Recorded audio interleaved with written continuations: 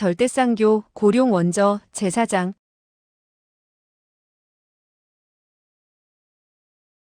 4. 적수선망. 막막한 황혼 무렵 연남천의 몸은 육안으로 분별하기 어려울 정도로 빠르게 나아가고 있었다.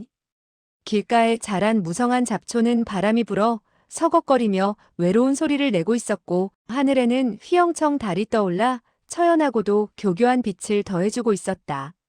연남천은 달려가며 중얼거렸다. 이상한데 둘째 동생이 길에 있을 텐데 왜 안 보이지? 이때였다. 앞에서 두 개의 검은 그림자가 날아가는 것이 보였다. 달빛 아래서 제비 한 마리가 날고 있었고 그 뒤를 독수리가 쫓고 있었다. 그 제비는 이미 극도의 피로와 공포에 지친 듯 속력이 떨어지고 있었다. 너도 악한 인간들같이 약한 것을 괴롭히고 핍박하는구나. 연남천은 독수리를 향해 번개와 같이 몸을 날렸다. 독수리는 날개를 뻗치면서 교묘히 피해버렸다. 그러고는 바람을 일으키며 선회하더니 제비를 낚아챘다. 독수리가 날개를 퍼덕이며 더욱 높이 떠오르는 순간 연남천은 나지막이 중얼거렸다. 내 놈이 나의 손에서 빠져나갈 것 같으냐? 그의 몸이 다시 솟구치자 한 가닥 날카로운 장풍이 독수리를 향해 뻗쳤으며 독수리는 공중에서 날카로운 비명소리를 내며 추락했다. 연남천은 껄껄 웃으며 혼잣말을 했다. 동생 풍아, 내가 적수나긍으로 독수리를 잡는 것이 보이지 않느냐? 그는 신형을 두어 바퀴 틀어 돌리며 떨어지는 독수리를 받아 그 날카로운 발톱에서 제비를 구출했다. 그러나 제비는 이미 깊은 상처를 입은 듯 날개만 퍼덕거릴 뿐 날지를 못했다. 연남천은 땅에 사뿐히 내려앉아 곧 품속에서 약을 꺼내 제비의 상처에 발랐다. 차 한 잔 마실 만한 시간이 지났을까 제비가 점차 움직이려고 했다. 연남천은 미소를 지었다. 제비야, 너는 이미 나에게 많은 시간을 지체하게 했으니 날 수 있다면 빨리 날아라. 제비는 마치 그의 말을 알아들은 듯 양날개를 퍼덕거리더니 드디어는 공중으로 떠올랐다. 제비는 연남천의 주위를 한 바퀴 돌더니 어둠 속으로 사라졌다. 연남천은 미소를 띠고 나직이 중얼거렸다. 황금마냥도 나를 붙잡아둘 수 없었는데 내가 나를 멈추게 했구나. 그는 다시 길을 재촉했다. 얼마나 갔을까? 멀리서 갓난아기의 울음소리가 들려왔다. 동생이 혹시 아기를 낳은 것이 아닐까? 그는 몸을 가다듬고 더욱 급히 울음소리가 나는 곳으로 달려갔다. 드디어는 많은 시체들이 널브러지고 핏물이 땅을 적셔 시커멓게 굳은 그 비참한 광경이 그의 눈앞에 나타났다. 연남천은 숨이 막히도록 놀라 우뚝 멈춰섰다. 그의 마음은 매우 산란해지고 있었다.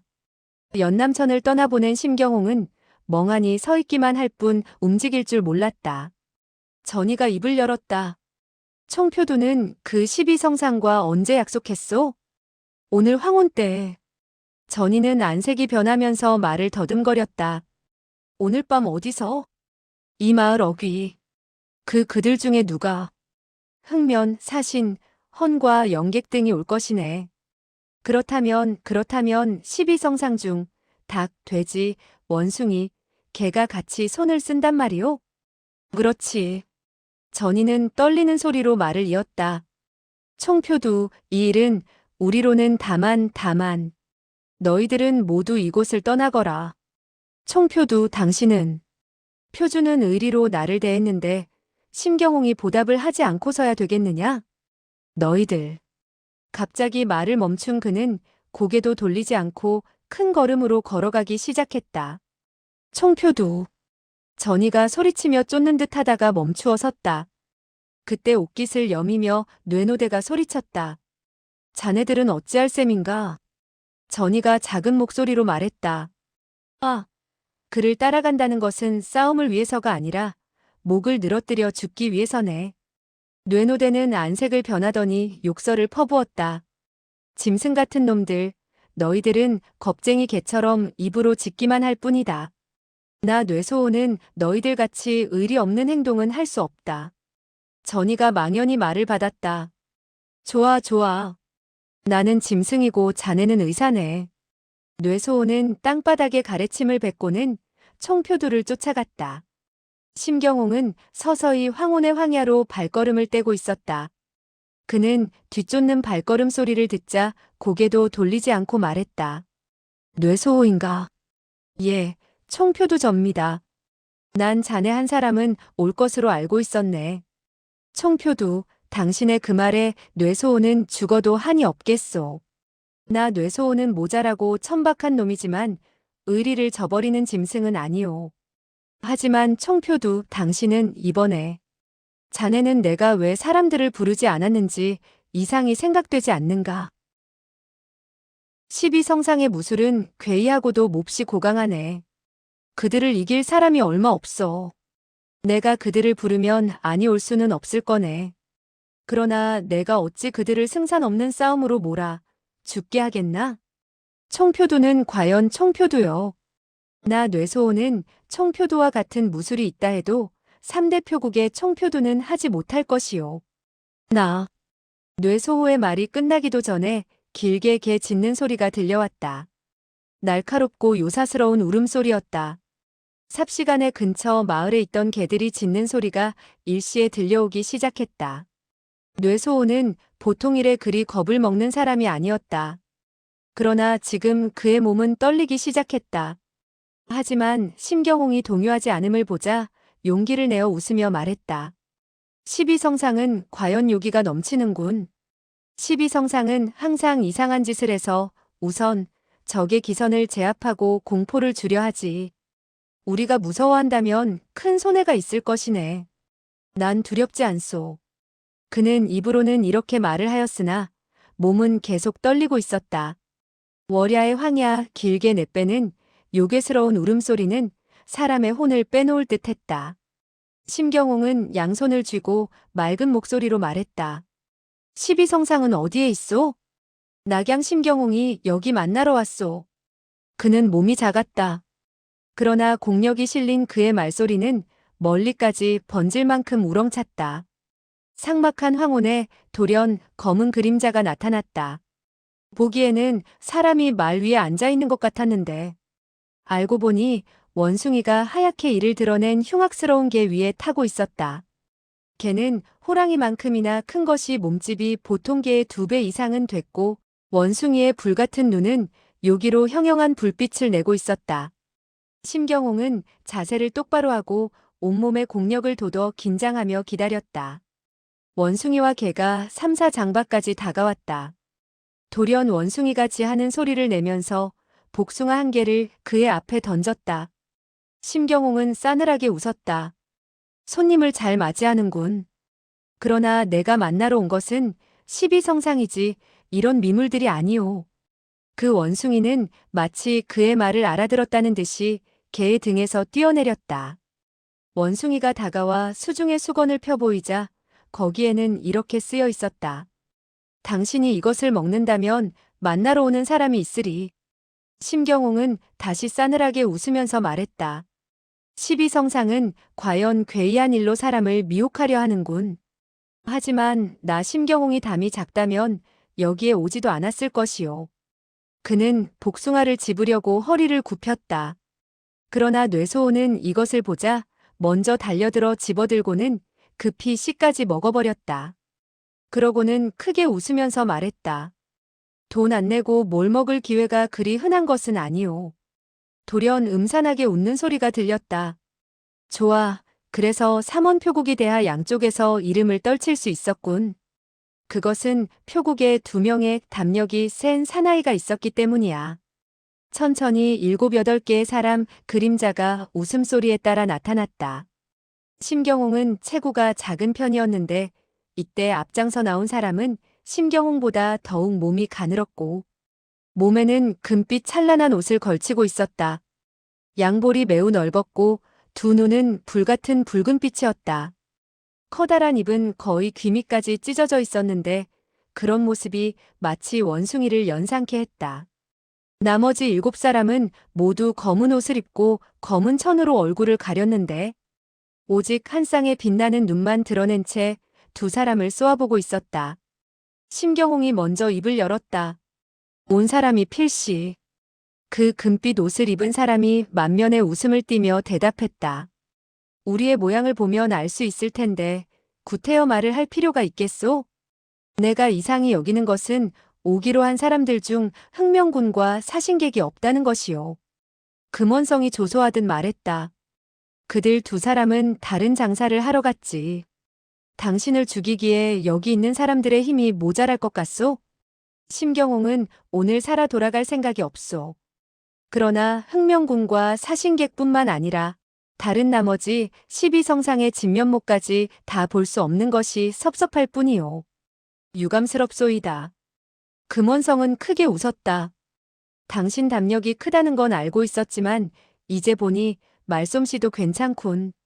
그러나 당신은 고생하여 총표두의 자리에 올랐을 텐데 이대로 죽으면 아깝지 않겠소? 심경홍이 오늘 온 것은 당신과 입씨름하자는 것이 아니오. 싸우겠소? 그렇소.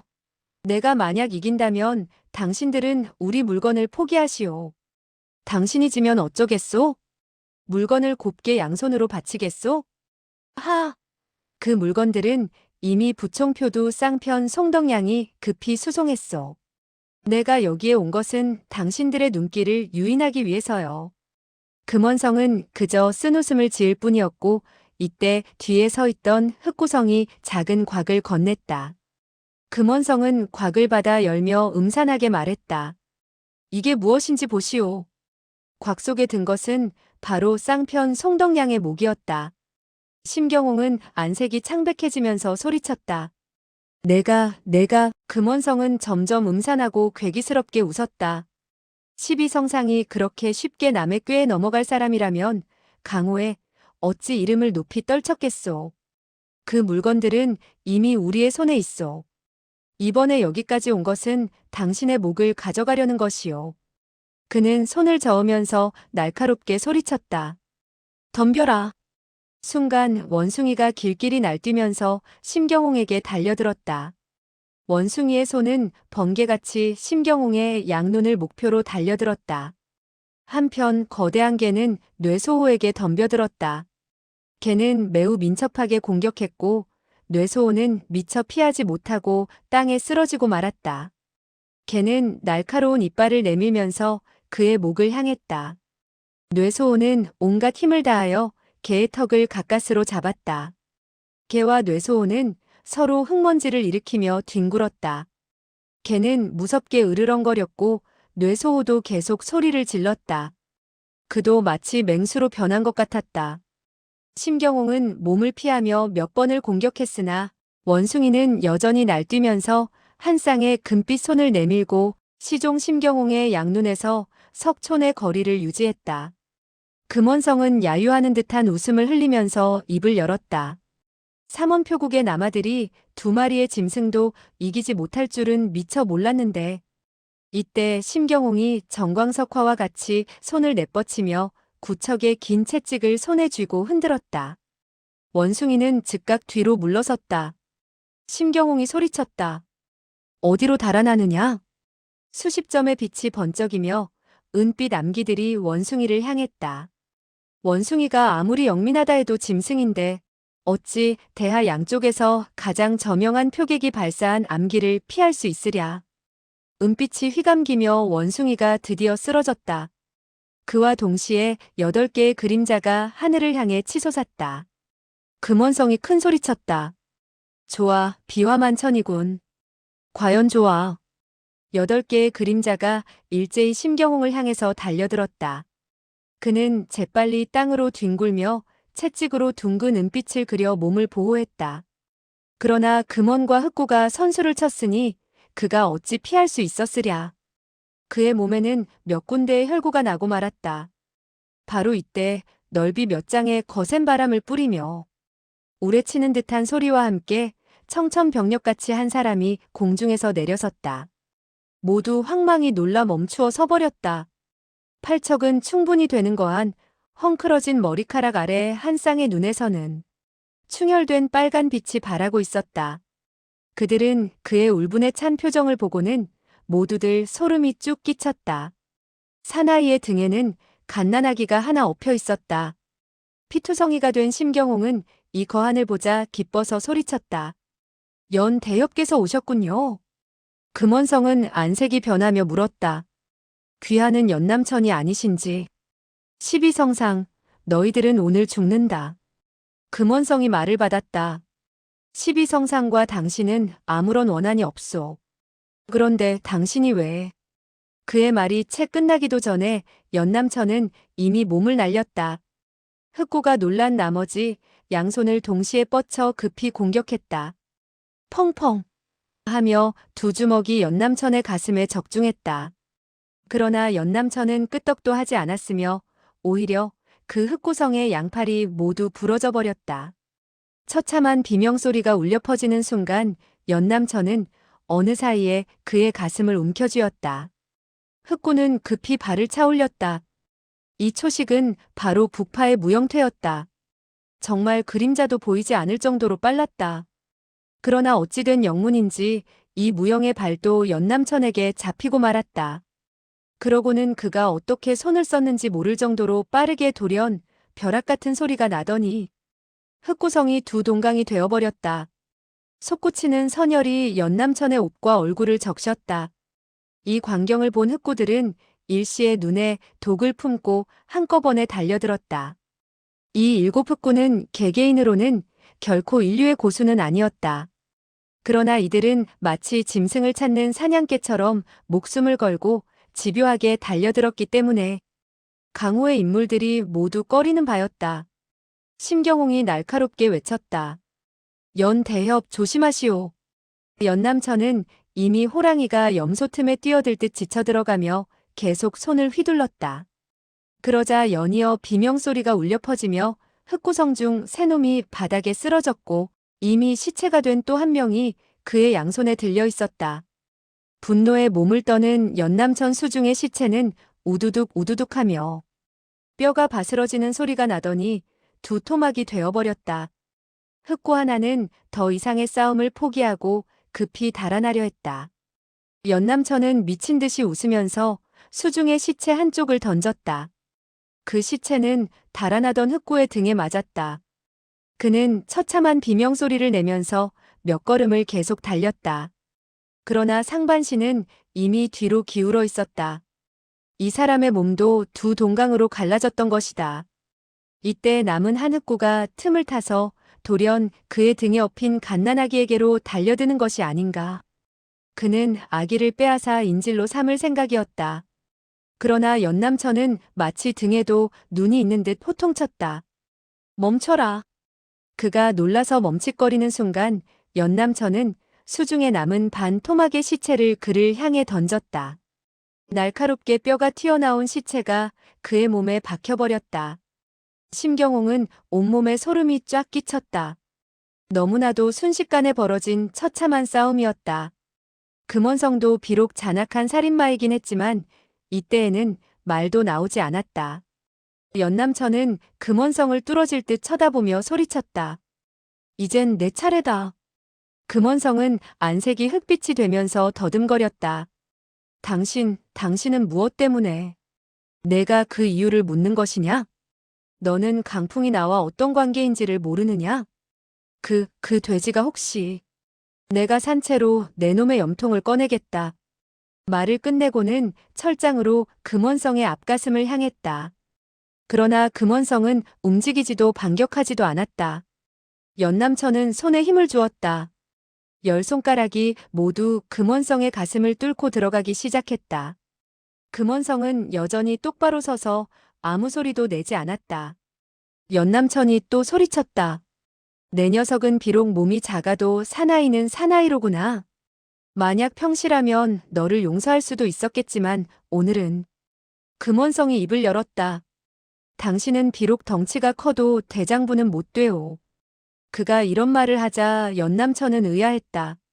내 평생 천하의 이름을 떨치면서 비록 많은 사람이 나를 욕해도 본래 선과 악이 공존할 수 없으므로 아무렇지도 않게 들어왔다. 그러나 너의 그 말은 무슨 뜻으로 하는 것이냐? 시비도 불분명하고 원한도 불분명한데 무슨 대장부요? 내가 당신이 시비를 분명히 하는 사람이라면 나를 죽이지 말아야 하오. 왜? 당신은 왜 나를 죽이려는 거요? 내 둘째 동생 강풍. 금원성은 다시 큰 소리로 잘라 말했다. 그럼 맞았소. 당신이 다른 일로 나를 죽인다면 나는 할 말이 없소. 그러나 만약 강풍 때문에 나를 죽인다면 당신은 옳고 그름을 가리지 못하는 사람이요. 연남천이 소리쳤다. 너의 시비성상은 나의 둘째 동생 강풍에게 손을 쓰지 않았단 말이냐? 그렇소. 시비성상은 강풍에게 손을 썼소. 그러나 시비성상이 강도라는 것은 당신도 아는 사실이요. 강도가 사람의 재산을 뺏는 것은 당연한 일이며 무슨 큰 원수가 되는 것도 아니요. 그보다는 시비성상이 강풍에게 손을 쓰도록 한 사람이 바로 당신이 복수해야 할 상대요. 그 사람이 누구인지 당신은 아시오? 그는 아주 기운 있게 이야기했다. 연남천은 비록 끝까지 화가 나 있었지만 순간 그의 말을 듣고는 아연해졌다. 금원성은 미친 듯이 웃으면서 말했다. 당신은 그 진짜 원흉을 알고 있소? 비록 시비성상을 모조리 죽인다 해도 강풍을 위한 복수가 아니오. 연남천이 돌연 크게 소리쳤다. 그 강금이란 녀석?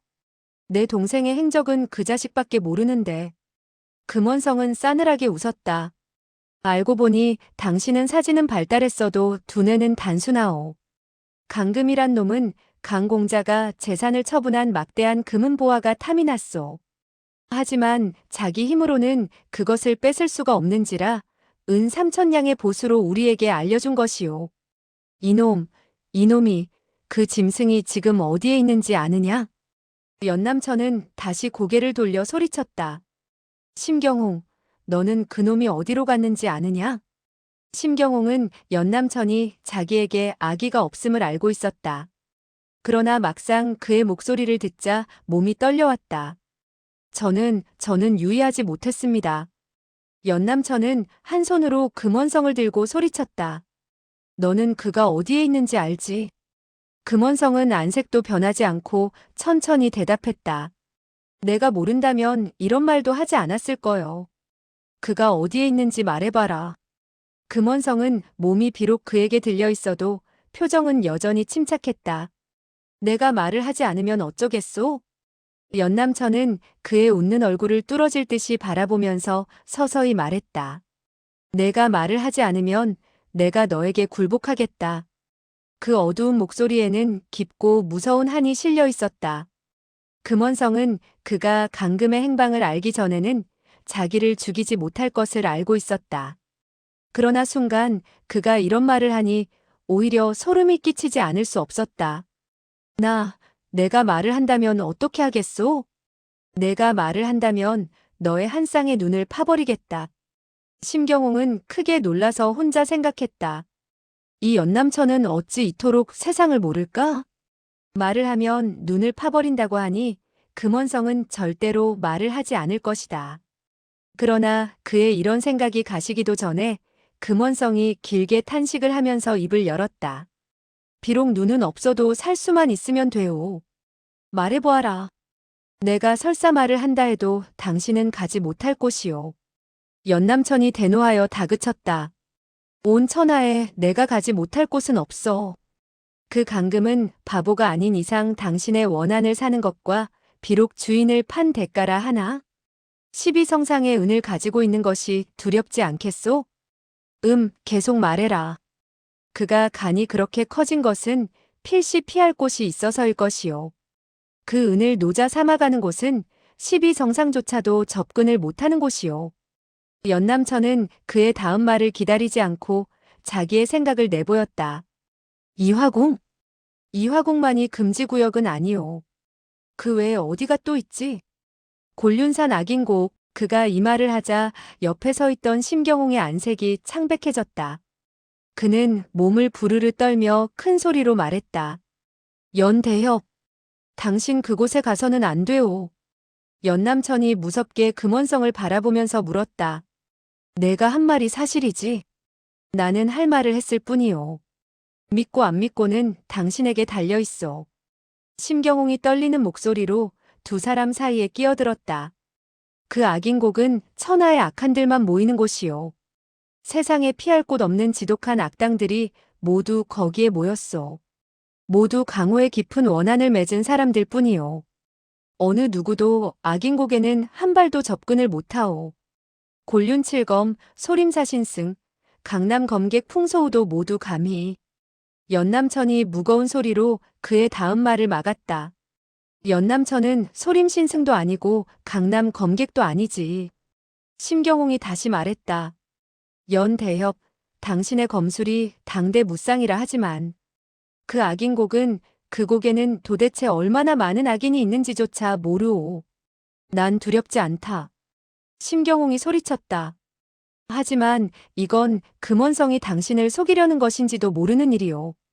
만약 당신이 악인곡에 가서 그는 죽는다는 말을 하지는 않았으나 한 것이나 진배 없었다. 연남천은 비웃는 듯한 미소를 흘리고는 다시 입을 열었다. 악인곡이 비록 불바다라 해도 나의 목숨을 앗아가지는 못할 것이야. 그러나 나는 이미 결정했으니 아무 말 말게. 심경홍은 그의 결심을 꺾을 수 없다는 것을 알자 탄식을 하며 아무 말도 하지 못했다. 금원성도 탄식을 했다. 좋아. 과연 연남천은 시대의 영웅이야. 악인고개까지 쳐들어간다니. 당신은 이번에 가서 돌아오지 못한다 해도 온 천하의 존경을 계속 받을 것이요. 연남천이 웃으며 담담히 말을 받았다.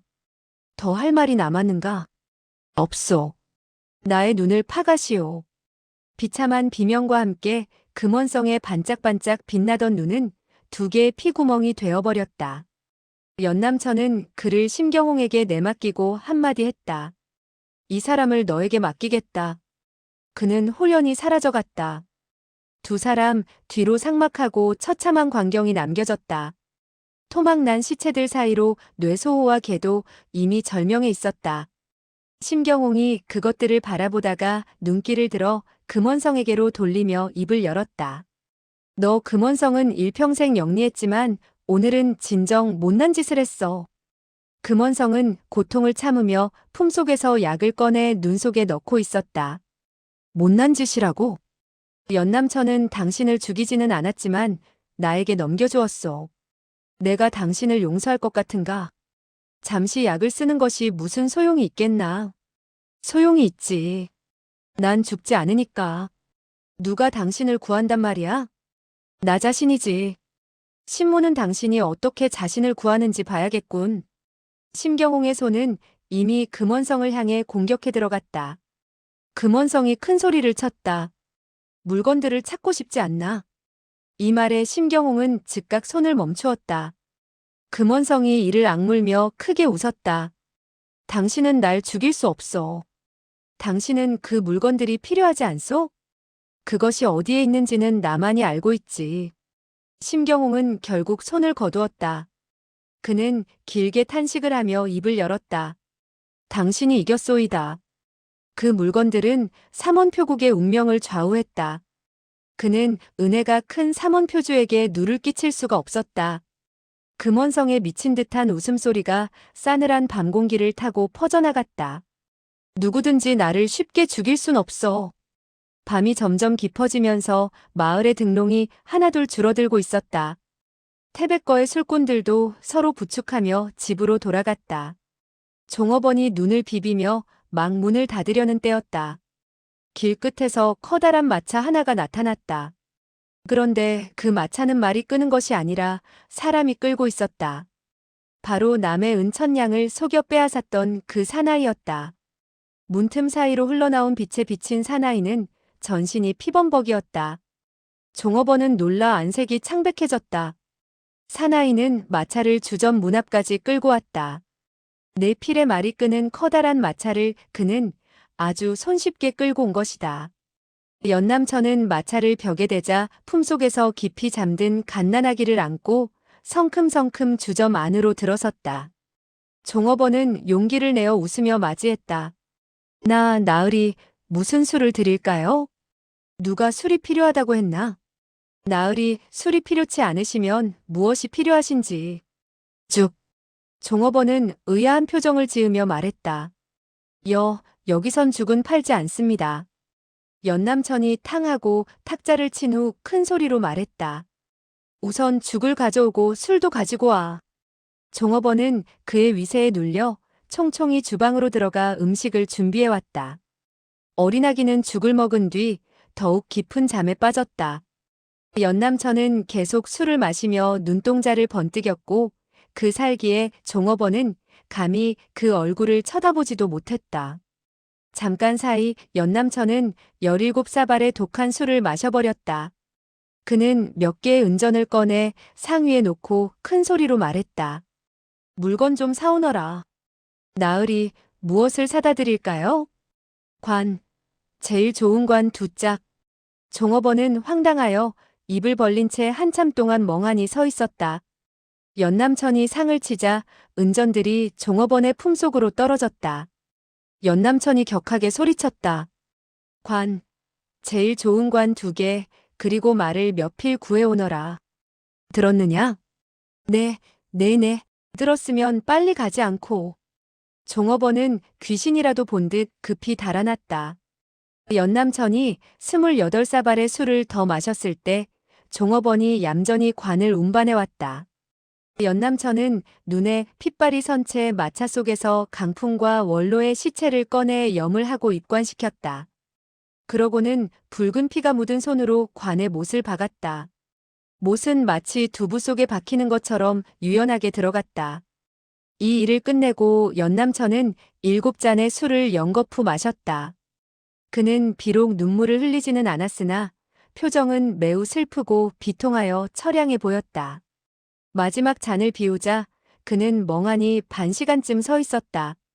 종업원도 덩달아 서 있어야만 했다. 연남천이 조용히 혼자 중얼거렸다.